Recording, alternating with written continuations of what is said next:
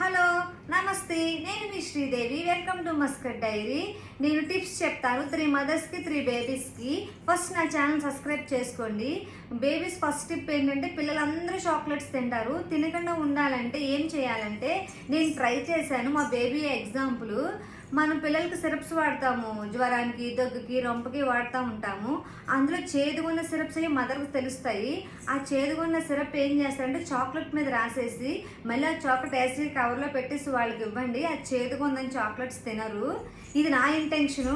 మీరు రాసేటప్పుడు మాత్రం పిల్లలకు వాడే సిరప్స్ మాత్రమే రాయాలి. చాక్లెట్ అంటే పిల్లలకి జలుబు చేసేస్తూ ఉంటుంది. ఇక్కడ ఆయుష్ పట్టు ఉంటుంది పిల్లలకి. అక్కడ కొంచెం ఆదం, కొంచెం పసుపు వేసి తమలపాకు పెట్టేయండి. నైట్ పడుకునేటప్పుడు చేయండి, మార్నింగ్ తగ్గిపోతుంది. థర్డ్ టిప్ ఏంటంటే, పిల్లలకి తినేటప్పుడు వామిటింగ్స్ అయిపోతాయి, డైజెషన్ అవ్వదు. అప్పుడు ఏం చేస్తారంటే, ధనియాలు కొన్ని, జీలకర్ర కొన్ని, వాము కొన్ని తీసుకొని మిక్సీ పట్టేసుకోండి మెత్తగా పౌడర్ లాగా.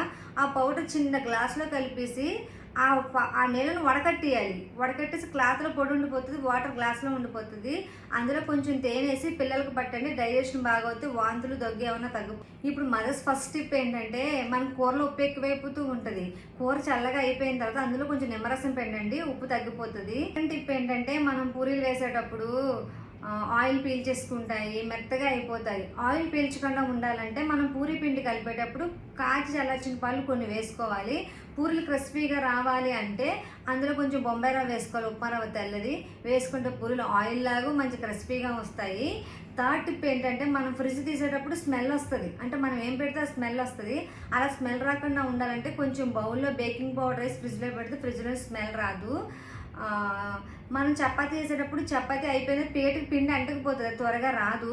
అదే ఫ్రిడ్జ్లో 2 మినిట్స్ పెట్టి తీస్తే పిండి త్వరగా వచ్చేస్తుంది. నా టిప్స్ మీకు నచ్చినట్టయితే లైక్ చేయండి, షేర్ చేయండి, సబ్స్క్రైబ్ చేసుకోండి. బాయ్.